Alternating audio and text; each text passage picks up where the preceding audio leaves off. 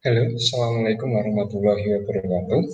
Selamat siang para mahasiswa sekalian. Ini adalah video pembelajaran untuk mata kuliah konseling keluarga untuk materi atau pertemuan ke-6 dengan materi konseling rasional emotif behavior.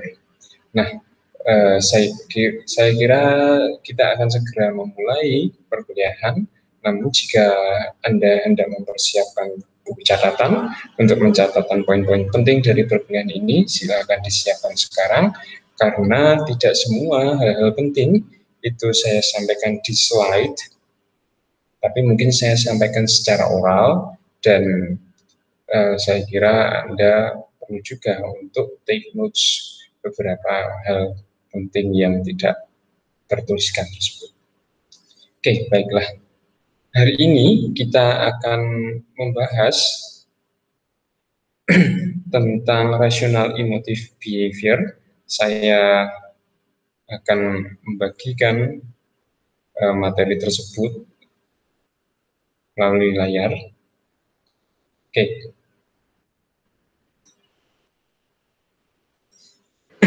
Minggu lalu kita sudah belajar mengenai pendekatan yang pertama, yaitu mengenai pendekatan teori sistem atau analisis transaksional. Dan yang kedua adalah dengan menggunakan pendekatan rasional emotive behavior therapy atau counseling rasional emotive behavior. Nah, oh iya, kalau dari namanya beberapa ada yang menggunakan istilah rasional emotive behavior therapy, atau juga ada yang menggunakan misalnya adalah counseling rational emotive behavior. It's okay, tidak masalah. Awalnya counseling ini bernama rasional emotive therapy. Namun pada perkembangannya tidak hanya rasional emotif saja, tetapi juga ada behavior menjadi rasional emotif behavior therapy. Nah, ini ya. Nah, kemudian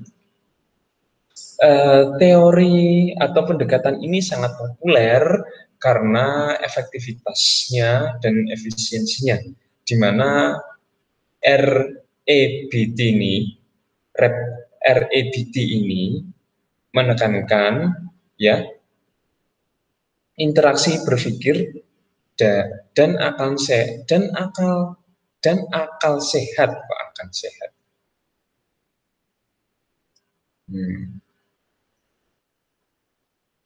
Interaksi berpikir dari akal sehat, ini kurang enak ya dibaca ya, dari akal sehat, perasaan, dan perilaku. Nah, interaksi berpikir dari rasional atau akal sehat, ya, perasaan atau emotion, dan juga perilaku atau behavior atau act, itu adalah menjadi 3 unit analisis dan garapan dari rational emotive behavior counseling. Nah, rational emotive behavior ini juga memberi konsen pada perubahan yang mendalam terhadap cara berpikir. Ya, cara berpikir. Ini kata kuncinya ya. Cara berpikir. Yang dapat menghasilkan perubahan yang berarti dalam cara berperasaan dan berperilaku. Nah, ya berarti bagaimana seseorang itu berperasaan, bagaimana seseorang itu berperilaku, itu dipandu oleh cara berpikirnya. Kalau cara berpikirnya A, maka dia akan berperasaan dan berperilaku yang itu adalah hasil dari pikiran tentang ide A tadi. Oke. Konsep dasar dari REBT ini, ya, asumsi yang mendasari dari konseling ini bahwa manusia itu pada dasarnya adalah unik, yang memiliki kecenderungan untuk berpikir rasional dan irasional. Nah, muncul lagi kata berpikir. Kali ini lebih spesifik. Ada berpikir rasional, ada berpikir irasional. Nah, kita akan melihat bahwa pikiran, ide, rasional itu akan menjadi kata kunci dari konseling ini. Kemudian ada hambatan psikologis atau hambatan emosional tersebut ya yang terjadi merupakan akibat dari cara berpikir yang tidak logis atau irasional. Nah, kalau orang itu berpikir rasional, berpikir logis, maka tidak akan terjadi yang disebut sebagai hambatan atau problem psikologis ya, atau problem emosional. Tapi kalau orang itu berpikir irasional, berpikir tidak logis, maka itu justru yang menyebabkan berbagai problem psikologis. Oke. Nah, pada RIBD ini ya, yang mana ini dikemukakan oleh Albert Ellis.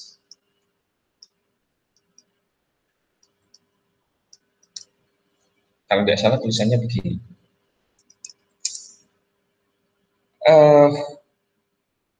Dia kemudian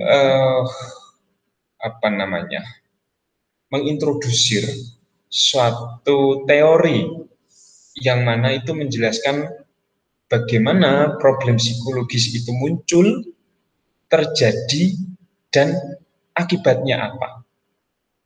Dan nanti bagian dari konseling RIBD ini adalah untuk menetralisir dari apa yang dijelaskan dalam ABCD ini nanti. Oke, pertama tentu kita awali dari A dulu. Apa itu A? A adalah activating event. Activating event adalah event atau peristiwa, baik itu peristiwa eksternal di luar diri maupun peristiwa internal di dalam diri, yang mana itu memberikan pengaruh, memberikan efek, memberikan dampak luar biasa bagi keluarga tersebut, bagi orang tersebut. Misalnya karena perceraian orang tua, itu kan kejadian luar biasa bagi dalam satu keluarga. Meninggalnya salah satu orang tua atau meninggalnya salah satu anggota keluarga, itu kan kejadian luar biasa. Event yang luar biasa itu menjadi stimulus yang itu nanti difikirkan, dirasakan, dan muncul perilaku.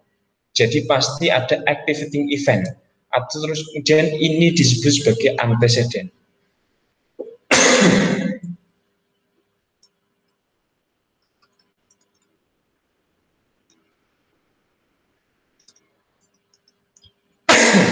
Antecedent atau peristiwa penyebab terjadinya perilaku.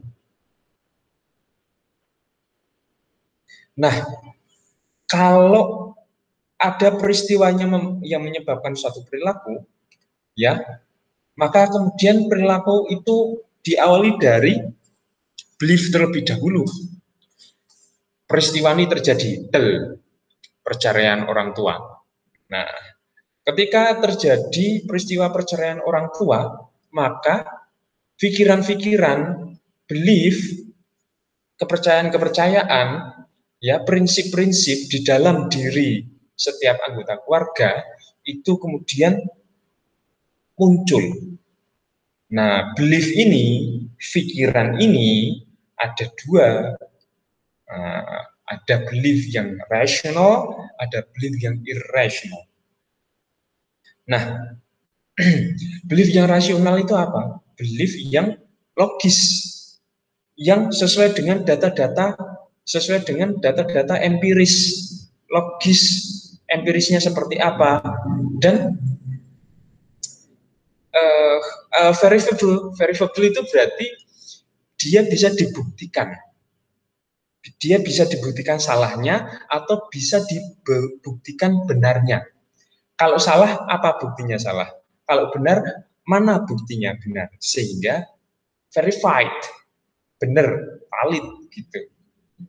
Nah, jadi belief yang rasional itu yang adekuat, yang cukup, yang pas dengan situasi, tidak dilebih-lebihkan, tidak dikurang-kurangkan, karena berpatokan pada logika, berpatokan pada sesuatu, pada bukti-bukti empiris, dan bukti-bukti empiris itu bisa untuk menguatkan apa yang benar atau apa yang salah. Ini adalah pikiran rasional atau prinsip yang rasional atau belief kepercayaan yang rasional. Bagaimana dengan belief yang irasional?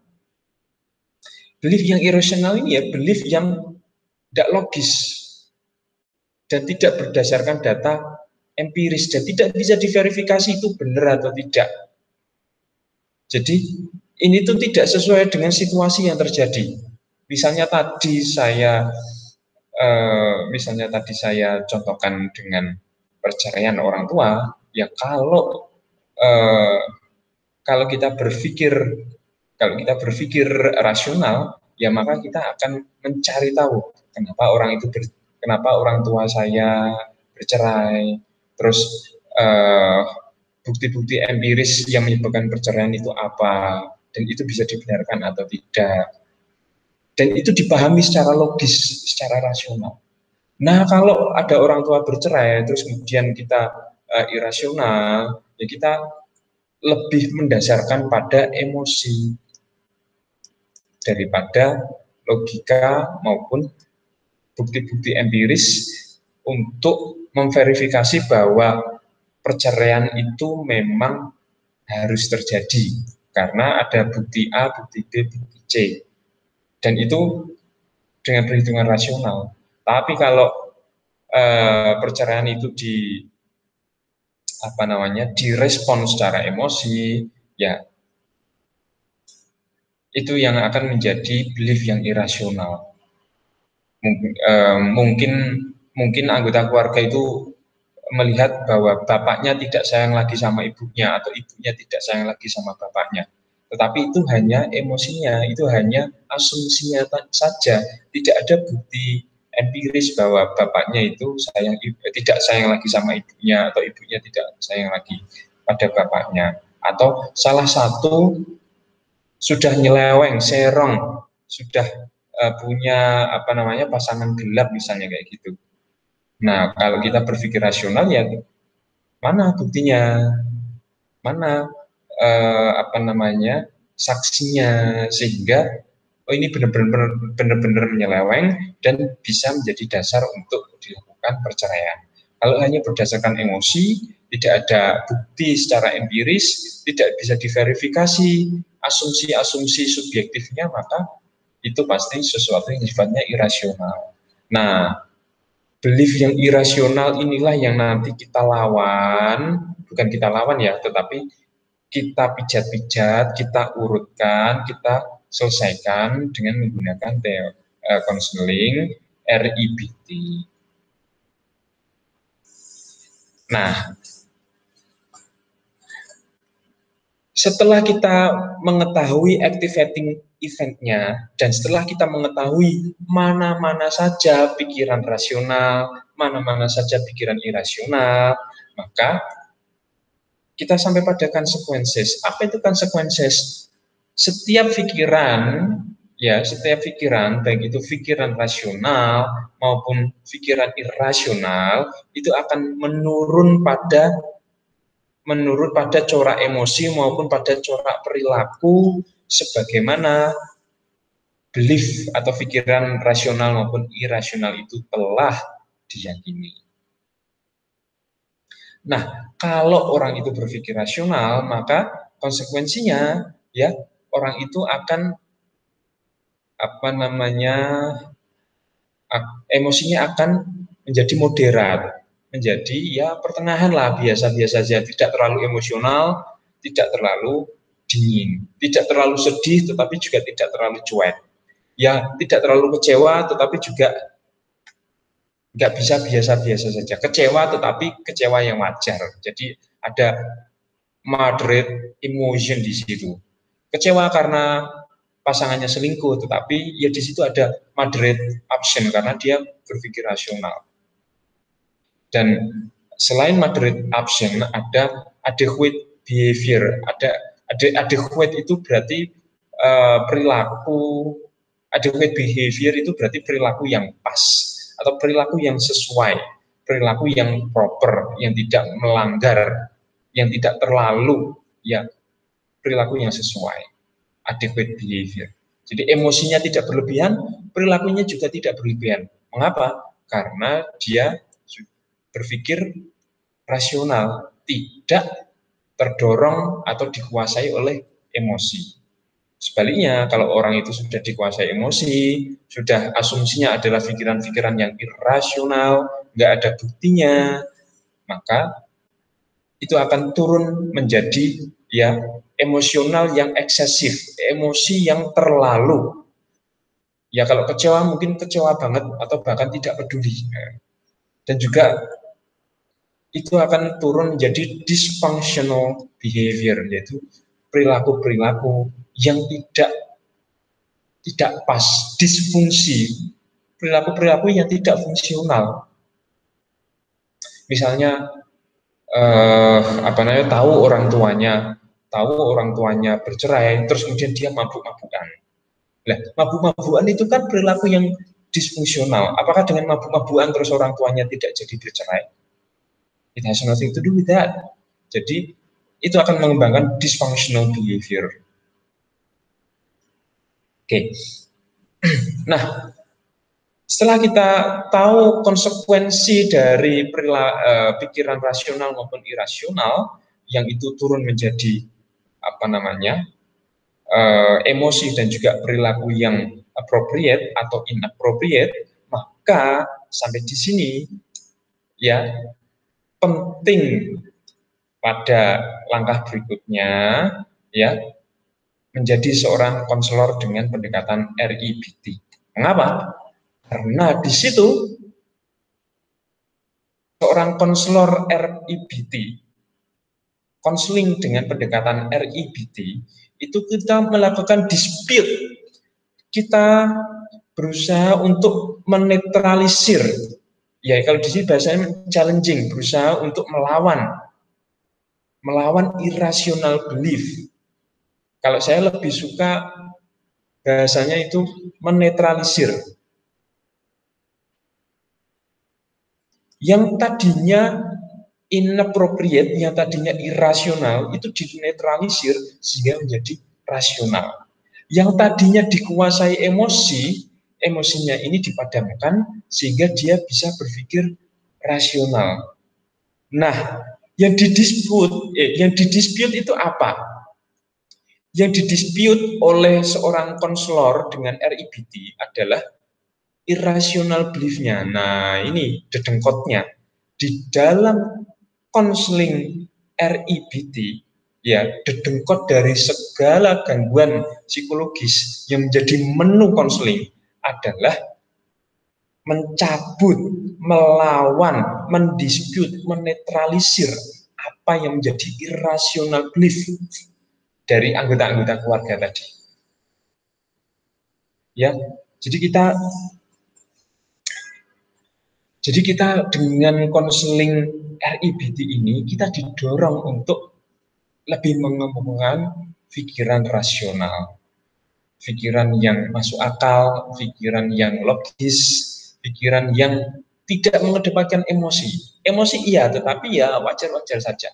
Karena dasarnya adalah lebih pada logik. Emotion, perasaan, emosi, dan juga behavior atau perilaku, itu adalah konsekuensi dari prinsip atau pikiran logis kita. Nah, maka dalam teori ABCDE ini, ya, rational belief itu menjadi patokan. Kalau orang itu sudah bisa rational belief, maka perilakunya appropriate dan tidak akan terjadi gangguan psikologis. Tapi kalau orang itu sudah dikuasai oleh emosi, ya tidak bisa berpikir rasional, hanya berdasarkan firasat, hanya berdasarkan asumsi, hanya berdasarkan subjektivitas belaka, maka dia akan memunculkan emosi yang tidak sesuai maupun perilaku yang tidak fungsional tadi. Oke. Nah, kita kembali lagi saya tekankan sebagai konseling yang dengan menggunakan pendekatan RIB tadi, kita melawan, kita berusaha menetralisir. Caranya bagaimana kita akan lihat nanti.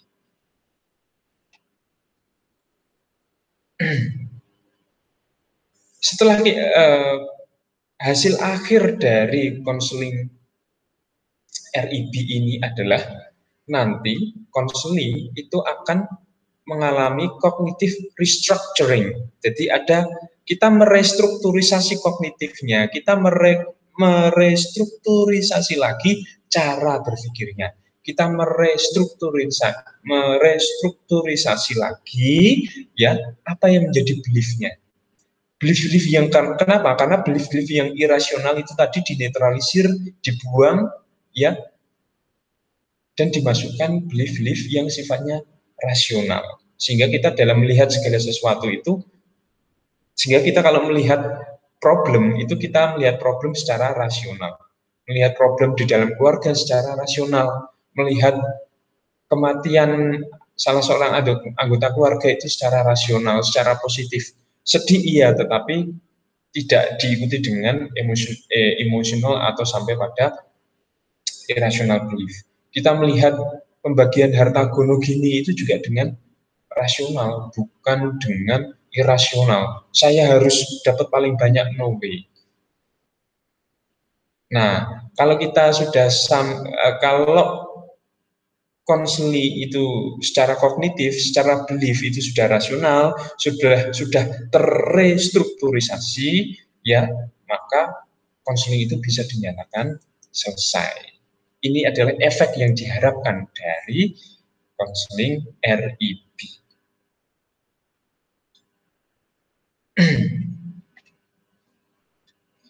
Nah, tadi sudah kita bahas bahwa pikiran rasional itu menjadi kunci di dalam konseling ini, dan pikiran irasional itu menjadi sesuatu yang memang perlu untuk dinetralisir, perlu di-challenge, perlu gimana caranya supaya ini berubah. Ciri pikiran irasional dari yang oleh Albert Ellis itu mengatakan bahwa pikiran rasional ini biasanya tidak bisa dibuktikan. Kenapa? Karena pikiran ini hanya berasal dari pikiran subjektif saja.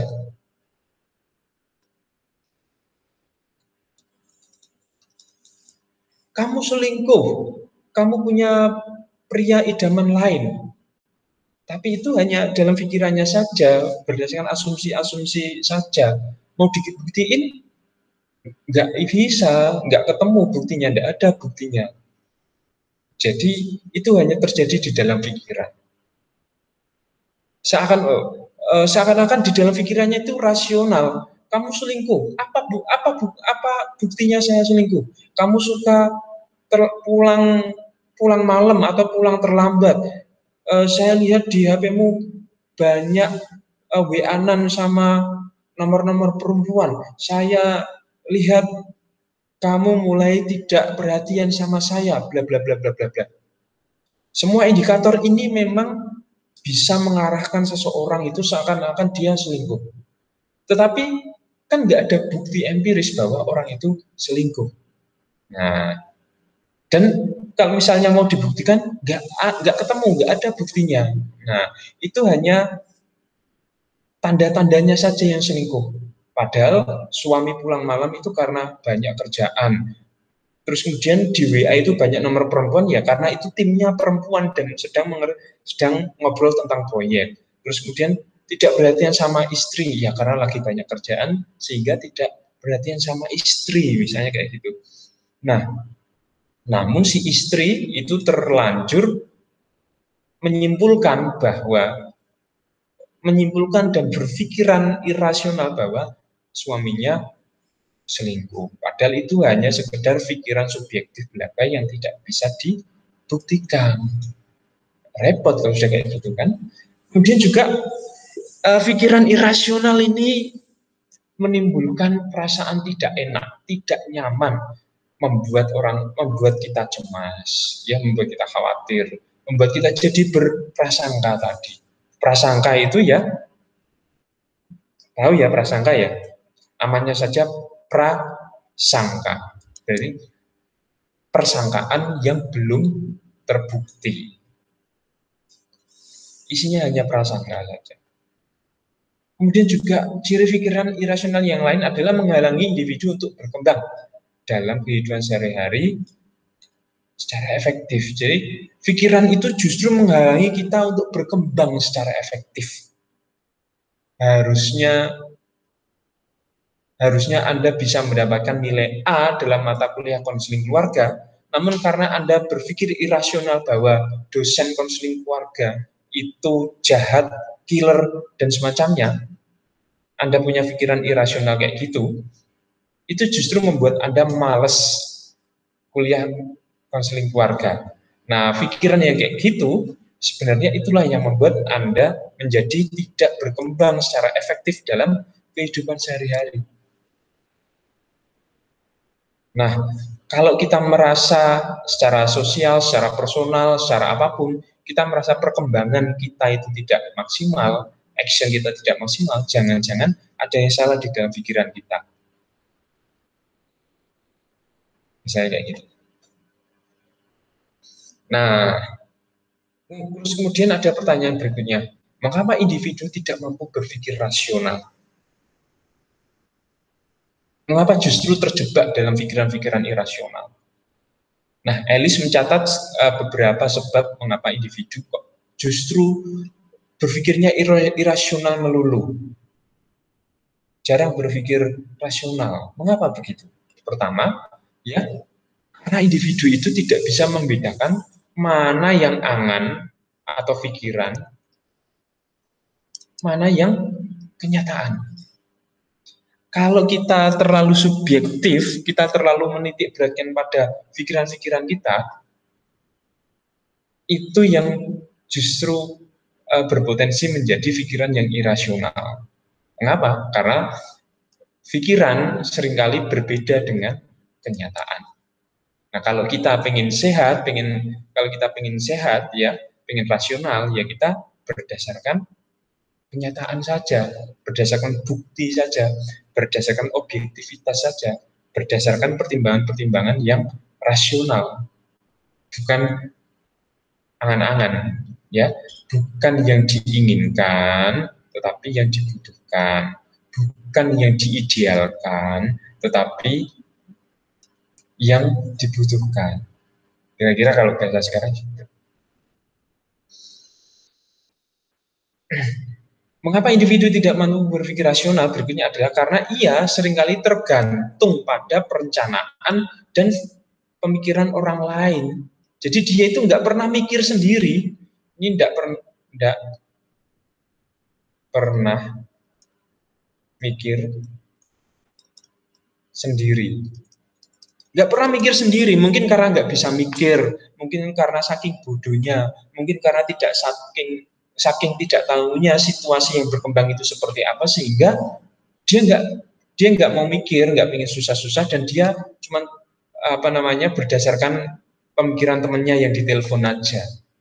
Padahal pemikiran orang yang apalagi out of context itu belum tentu sesuai dengan konteks yang sedang kita hadapi, konteks kenyataan yang sedang kita hadapi. Maka ya, kalau menurut saya, pemikiran orang lain, perencanaan orang lain itu harus selalu kita kaji sebelum kita terima. Omongan orang itu perlu kita filter sebelum kita terima. Apalagi omongannya netizen, wah pasti pedes itu. Kalau itu Anda terima, malah hancur nanti pikiran dan perasaan Anda. Jadi, mending mikir sendiri dan hati-hati terhadap pikiran orang lain yang kayaknya sih itu super, kayaknya kata-kata mutiara, tetapi belum tentu itu rasional untuk konteks masalah yang Anda hadapi. Yang berikutnya misalnya ya, orang tua atau masyarakat memiliki kecenderungan berpikir irasional. Nah, ini orang-orang di sekitarnya saja sudah cenderung berpikir irasional, yang itu diajarkan kepada individu melalui berbagai media. Media itu bukan tidak selalu media sosial ya. Yang ngobrol semacam ini aja sudah media lisan. Nah, kalau ternyata orang-orang di sekitar kita itu justru mengarahkan kita, justru mengajarkan kita, dan mendidik kita untuk berpikir irasional, ya itu suatu saat akan susah itu. Karena misalnya ujian nasional, kalau Anda kemarin ujian nasional, kalau Anda berpikir rasional, maka Anda akan persiapan belajar ujian nasional. Tapi kalau Anda berpikir irasional tentang ujian nasional, ya Anda pergi ke dukun, Anda pergi ke kiai, Anda pergi ke orang pintar, minta doa supaya Anda lulus ujian nasional tanpa Anda melakukan usaha persiapan ujian nasional dengan belajar. Ke dukun atau ke kiai meminta pertolongan Tuhan supaya ujian nasional lulus, itu sesuatu ikhtiar yang bisa dilakukan. Tapi kalau tidak belajar ya tidak rasional. Kalau kita memilih jalur rasional, maka yang utama adalah belajar dulu, mempersiapkan ujian nasional, baru kemudian berdoa.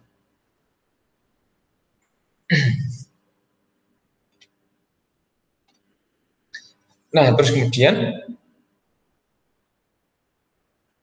individu itu menjadi berpikir irasional karena dia terbiasa, dia dilahirkan, dibesarkan, dididik pada masyarakat yang tidak baik, yang rusak, jahat, sehingga individu itu mengembangkan istilahnya itu prasangka.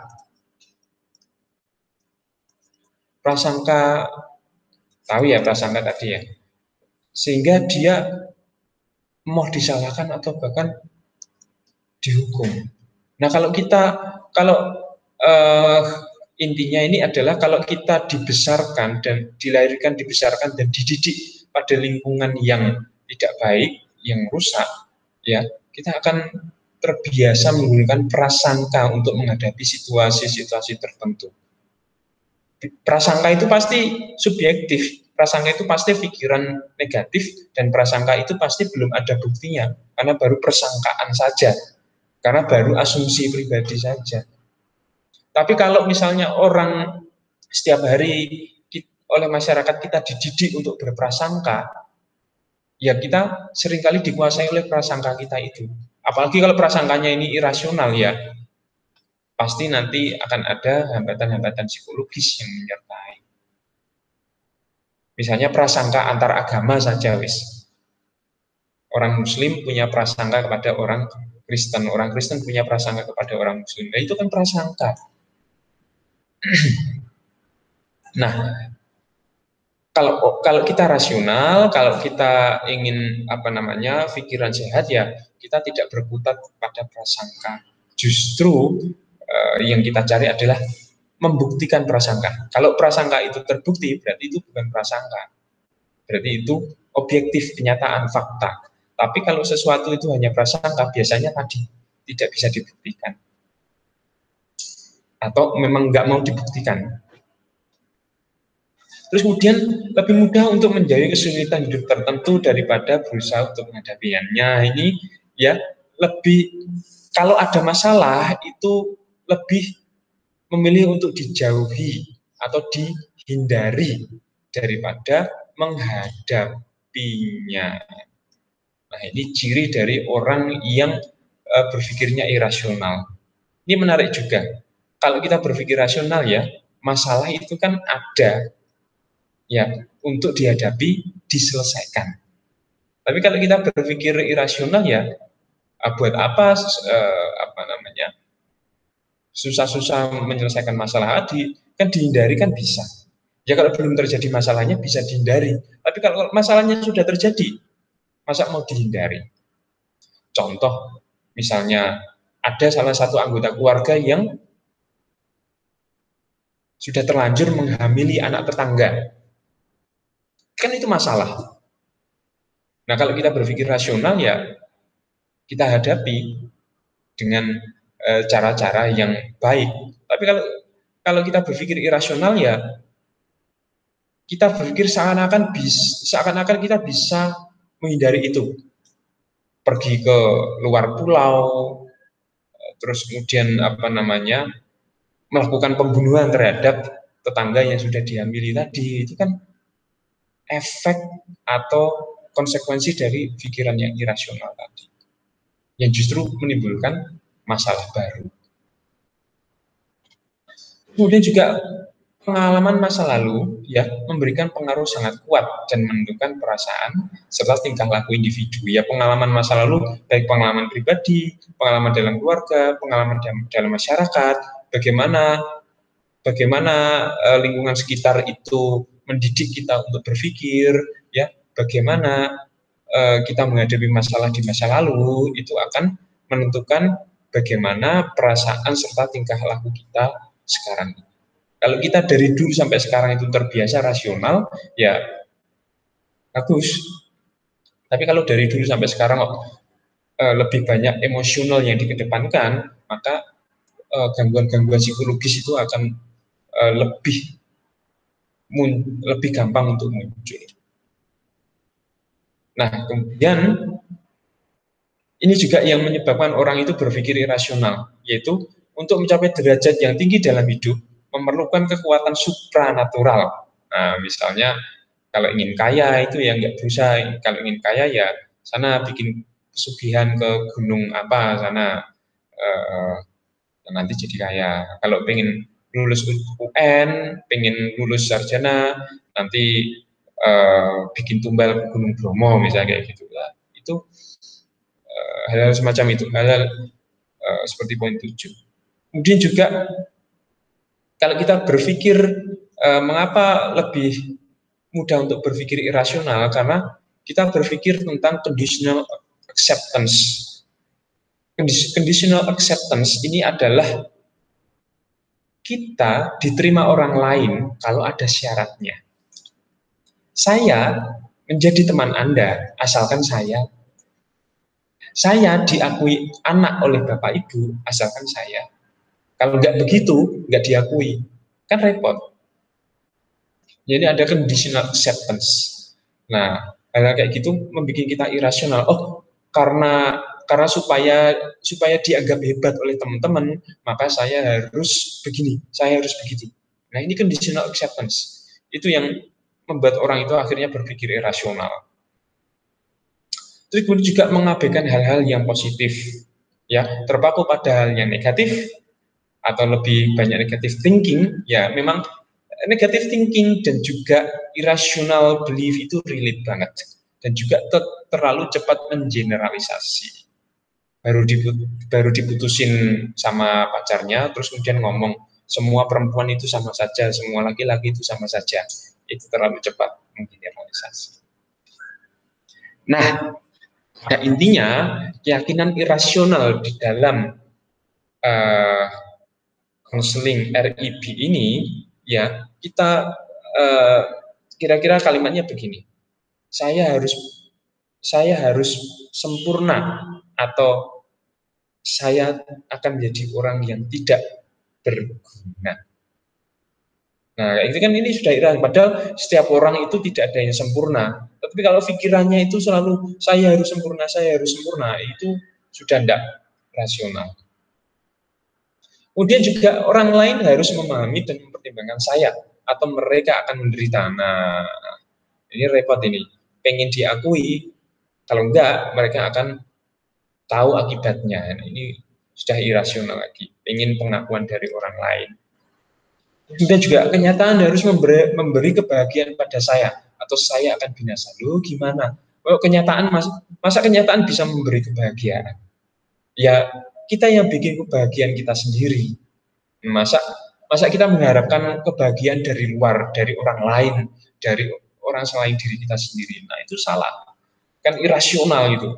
Justru yang rasional ya kalau setting pikiran kita tepat, kalau kalau kita tahu apa yang membuat kita bahagia ya, dan kita tahu bahwa kebahagiaan itu adalah diri kita sendiri yang membuat, itu akan enak sekali, tidak bergantung pada orang lain.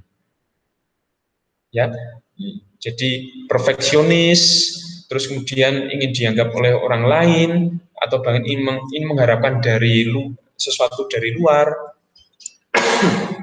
yang membuat pikiran irasional. Tujuan RIB atau RIBT. Pertama, jelas bahwa tujuan RIB ini memperbaiki sikap, persepsi, cara berpikir, keyakinan, serta pandangan-pandangan klien yang irasional. Ini semuanya adalah domainnya kognitif kalau kita lihat ya. Kognitif itu ya pikiran, ya persepsi, cara berpikir itu semuanya kognitif. Dari yang semuanya dari yang semula irasional menjadi pandangan yang rasional dan logis. Ini juga menghilangkan gangguan-gangguan emosional yang merusak diri, seperti rasa takut, rasa bersalah, rasa berdosa, rasa cemas, was-was, marah-marah. Ya, loh Pak, rasa takut, rasa bersalah, rasa berdosa itu kan penting juga Pak. Betul, tetapi yang merusak diri ini loh ya, rasa takut berlebihan, rasa was-was berlebihan, rasa cemas berlebihan, itu kan merusak diri. Ya kita boleh was-was, pasti semua orang was-was, tetapi jangan berlebihan lah. Karena yang berlebihan, Anda tahu sendiri kan lanjutannya, pasti tidak baik. Oke, sehingga dalam RIB ini ya konselingnya itu harus sampai pada 3 insight. Insight yang pertama adalah bahwa klien itu memahami problem psikologis yang dihubungkan dengan penyebab sebelumnya, yang mana sebagian besar itu sesuai dengan keyakinan tentang peristiwa-peristiwa yang diterima pada masa lalu. Insight yang pertama, ya pasti problem psikologis yang dihadapi, ya itu berkaitan dengan keyakinan yang salah pada peristiwa-peristiwa yang dulu pernah terjadi. Misal,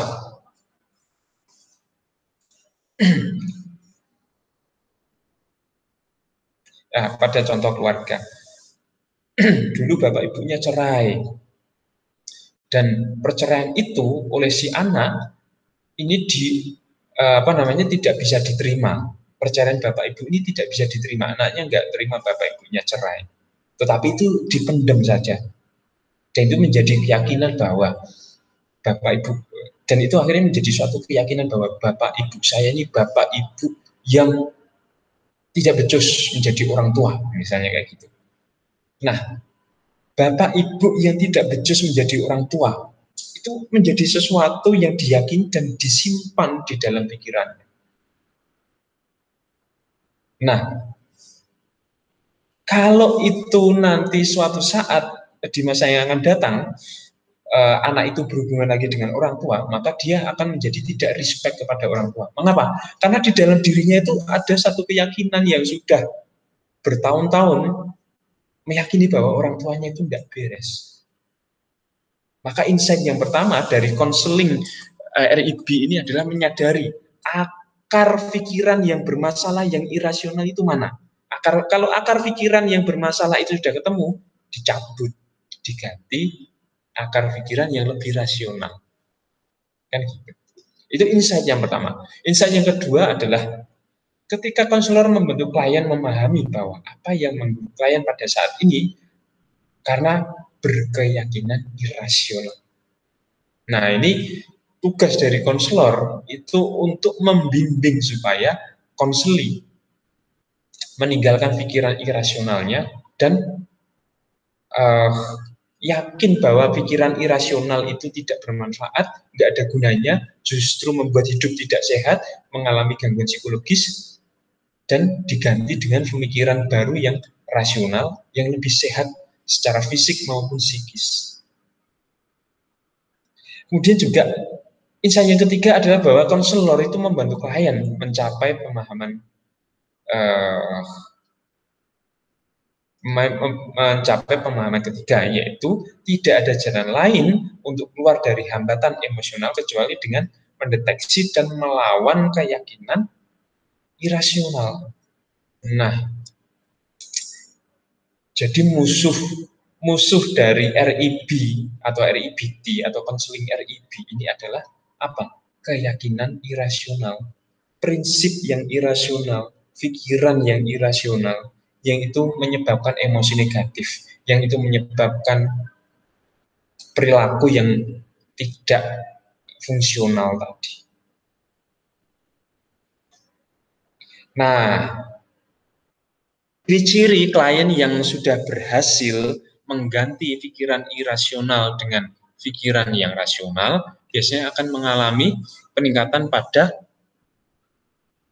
minat pada diri sendiri, meningkat. Jadi self love-nya meningkat.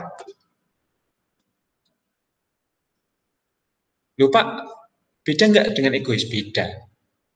Ya kita mencintai diri sendiri itu ya berarti kita merawat diri. Itu apa namanya, self love. Yang tadinya mandi sekali sehari, sekarang mandi sehari 2 kali. Itu self love. Tadinya apa namanya, pakai pakaian itu sekenanya, sekarang pakai pakaian selalu rapi. Itu namanya self love atau minat kepada diri sendiri. Dan juga lebih memperhatikan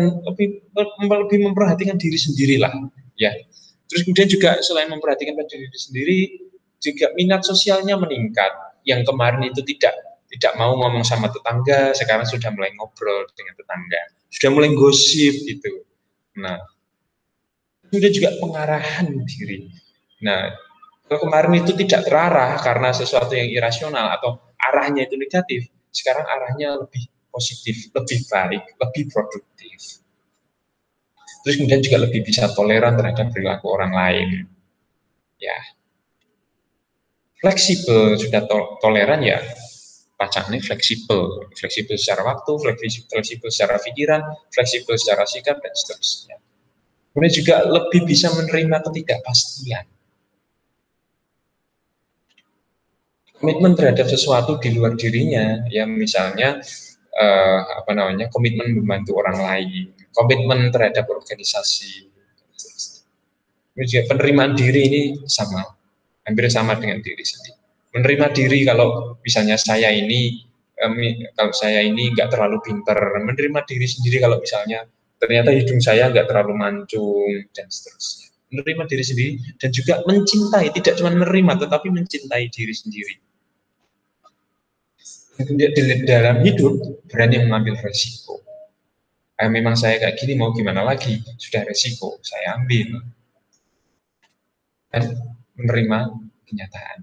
Berani mengambil resiko itu juga artinya berani menerima kenyataan. Nyatanya memang saya nggak begitu pinter, mau gimana lagi, tapi saya pasti bisa hidup walaupun saya tidak begitu pinter. Walaupun orang saya bercerai, yang itu sudah resiko, sudah konsekuensi. Saya tetap bisa menjadi anak yang soleh-soleha walaupun orang tua saya bercerai. Berani mengambil resiko, berani menerima kenyataan.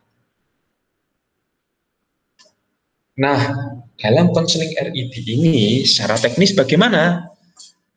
Kan kita sudah tahu nih, musuh utamanya adalah irrational belief dan yang menjadi protagonisnya adalah rational belief. Dalam teknis RIB, ya, konselor lebih bernuansa otoritatif, ya, lebih menguasai, lebih mengarahkan konseling. Bagaimana mengarahkan konseling? Bagaimana mendorong konseling? Bagaimana dalam tanda kutip memaksa konseling? Yaitu dengan menggunakan teknik-teknik yang bersifat langsung, komunikasi oral langsung, persuasif ya, dengan mengajak bahkan memaksa ya, sugestif, aktif, logis, serta memberi nasihat-nasihat yang memang itu mungkin di telinga konseling itu panas gitu. Tetapi juga tidak hanya itu, ada terapi kepustakaan, diajak baca-baca buku, ya, ada di sini diajak belajar cara berpikir yang baru. Kemudian juga kadang-kadang menggunakan konfrontasi langsung, eyel-eyelan, debate.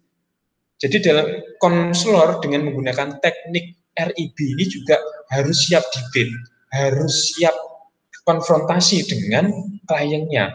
Kalau nggak bisa debate, nggak bisa konfrontasi, malah kalah konfrontasi dengan klien, repot. Jadi dalam hal ini, konselor RIB harus lebih pinter, harus lebih cerdas, harus mau berdebat dan mengalahkan kliennya, sehingga terbuka pikiran kliennya mengenai irrational belief-nya dan mau mengganti pikiran yang irasional tadi dengan pikirannya rasional. Nah, nanti kalau Anda praktik menggunakan teori rasional emotive behavior, ya, konseling Anda harus selalu berkutat pada 3 unit analisis ini. Ya, ada unit analisis yang kognitif, ini kok kognitif, ini afektif, dan juga behavior. Kognitif, afektif atau emotif sama saja, dan juga behavior. Nah, konseling kognitif itu berarti bagaimana kita itu tadi ya bisa menetralisir irrational belief mengganti rational belief. Yang tadinya perfeksionis menjadi tidak perfeksionis lagi. Yang tadinya itu percaya supranatural menjadi rasional lagi. Nah, di sini konselor melakukan proses dalam memahamkan ya. Ini kan dalam memahamkan konseling.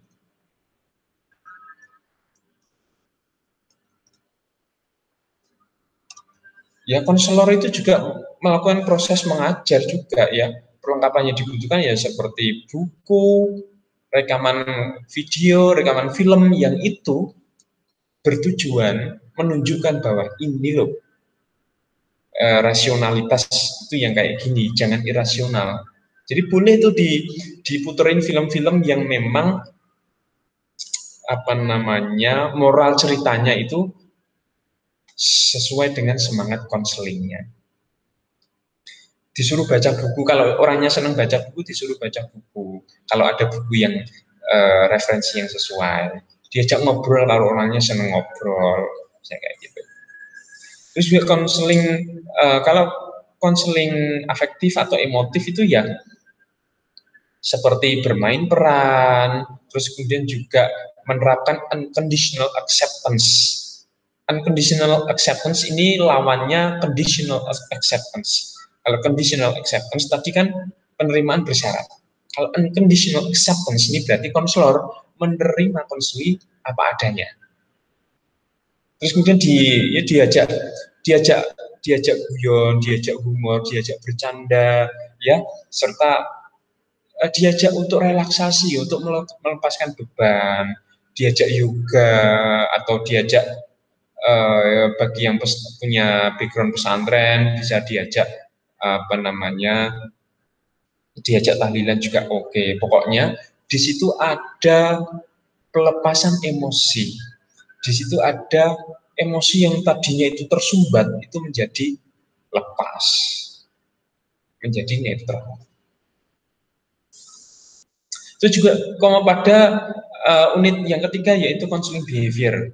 Setelah pikirannya beres, setelah perasaannya beres, maka perilakunya juga diberesi. Counseling behavioral itu juga mengembangkan pola pikir dan bertingkah laku yang baru. Segera setelah klien menyadari kesalahan-kesalahannya. teknik yang dipakai ya teknik yang eklektik, yang ya pilih-pilih terserah dari konselor. Dengan counseling behaviornya ini bisa misalnya dengan apa namanya dengan conditioning, misalnya dengan apa namanya dengan ya conditioning tadi, misalnya juga dengan apa dengan modeling, atau misalnya juga bisa dengan reward dan punishment. Itu beberapa di antara teknik behavior yang digunakan untuk menumbuhkan habit atau perilaku baru. Ini hasilnya adalah habit atau perilaku baru. Kalau ini hasilnya adalah rational belief. Kalau ini adalah apa namanya pelepasan beban ini. Emotional, kurang emotional exhalation. Nah, ini adalah tujuan dari tiap-tiap unit analisis atau unit konseling RIP. R itu rasional atau kognitif, I itu emotif atau afektif, B-nya behavior atau perilaku. Jelas ya. Nah ini teknisnya kalau dalam konseling RIP itu ya tidak hanya RIP ini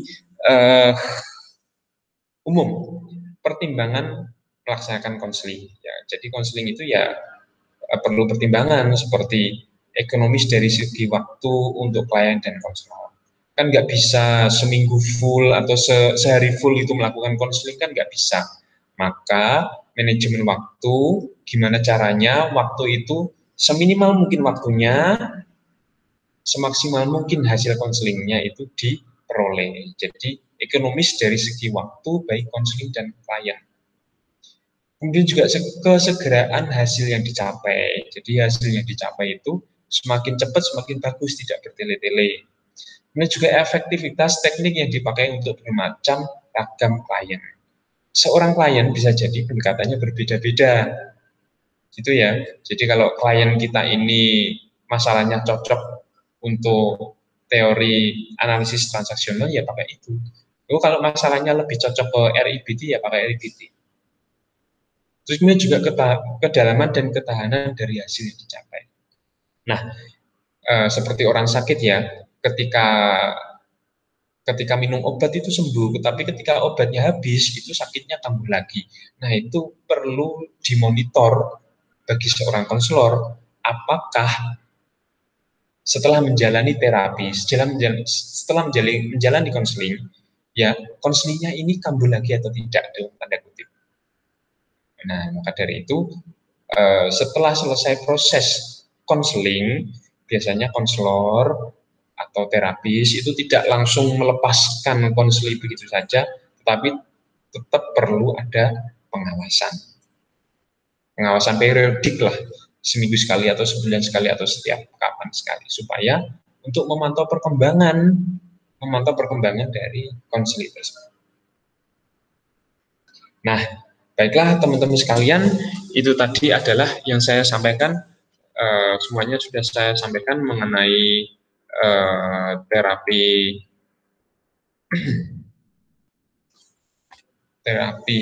rational emotive behavior atau kognitif emotive behavior terapi. Berikutnya adalah sesi tanya jawab. Anda bisa mengajukan pertanyaan pada forum tanya jawab yang sudah kita sepakati. Nah, kita akan bertemu lagi pada pendekatan konseling keluarga di pertemuan berikutnya.